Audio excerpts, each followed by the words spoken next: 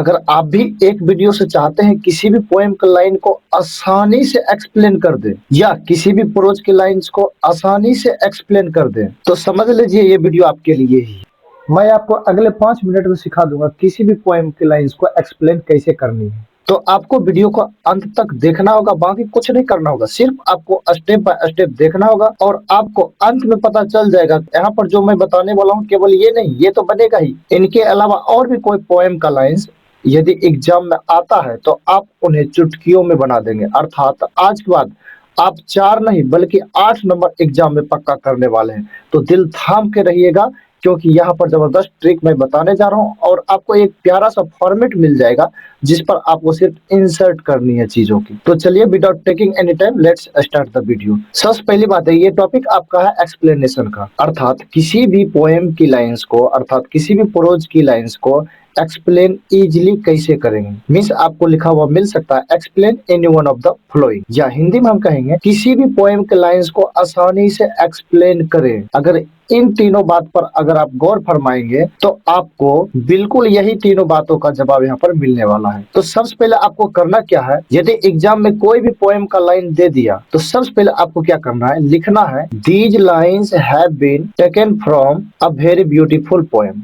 उसके बाद तुरंत पोएम का नाम डाल देना है। यानी कि जो मैंने व्हाइट कलर का ये लिखा हुआ है, यहाँ पर आप देख सकते हैं जो लिखा व्हाइट, ये फिक्स लाइन रहेगा, आपको फिक्स ही रखना है ये पूरा यहाँ से लेकर के यहाँ तक।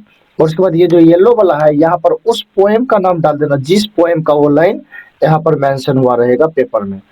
उसके बाद क्या करना है, लिखना है कंपोज्ड बाय अ फेमस या अ ग्रेट पोएट या पोएटेस। अर्थात कहने का मतलब है लिखना अ फेमस पोएट या ग्रेट पोएट या पोएटेस। अगर महिला है एक तो आपको कमला दास है देखने को मिलेगा इस, तो ये चीज लिखने के बाद तीनों में से किसी एक को ही लिखना है। इनके बाद है जस्ट बाद अपना पोएट का नाम डाल देना है। यहाँ पर देखने को मिल रहा है हियर द पोएट या पोएटेस सेज डेट, मीन्स यहाँ तक आपको पूरा फिक्स लाइन लिखना है और बाकी जो व्हाइट कलर में है, व्हाइट कलर में यहीं पर आपको बॉडी पार्ट डालना होगा, यहीं पर वो आपको बॉडी पार्ट मेंशन करनी होगी जो कि आपको पोएम के लाइन में रहेगा। तो कैसे मेंशन करेंगे उसको भी अपना सीखना है। लेकिन इसके बाद एक लाइन और बचता है फिक्स लाइन जो की है, यहाँ पर लास्ट में लिख देना है it was the important lines of the poem, या it was the emotional lines, या it was the very beautiful lines. जो भी आपको इच्छा करे लास्ट में कमेंट प्यारा सा कर देना है। चलिए मैं आपको एग्जाम्पल के साथ बताता हूँ।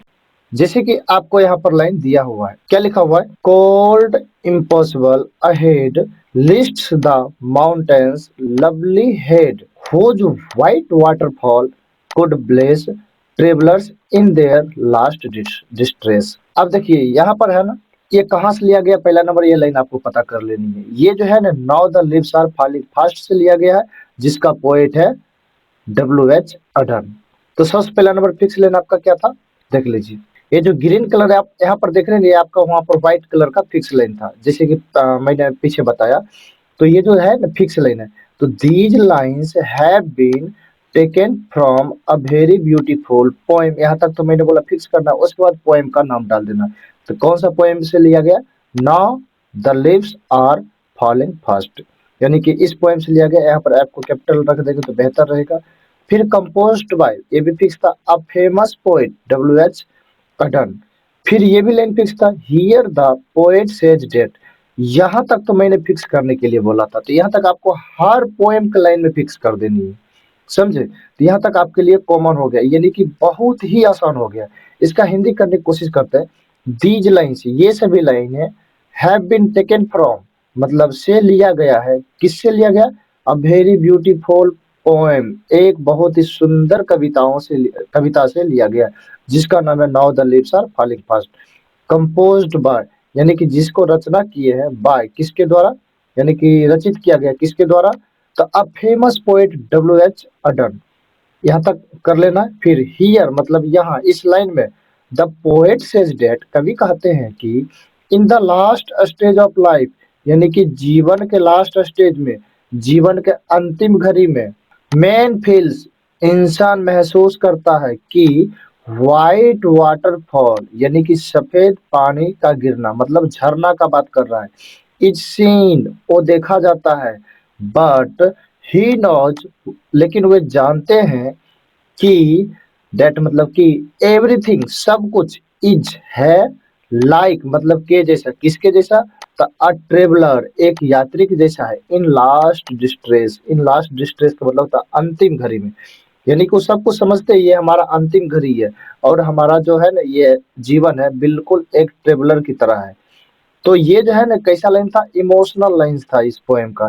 तो यहाँ पर है ना इम्पोर्टेंट की जगह पर आप इमोशनल यहाँ पर डाल सकते हैं। समझ में आया? फिर लास्ट में कमेंट कर देना, it was the important lines of the poem.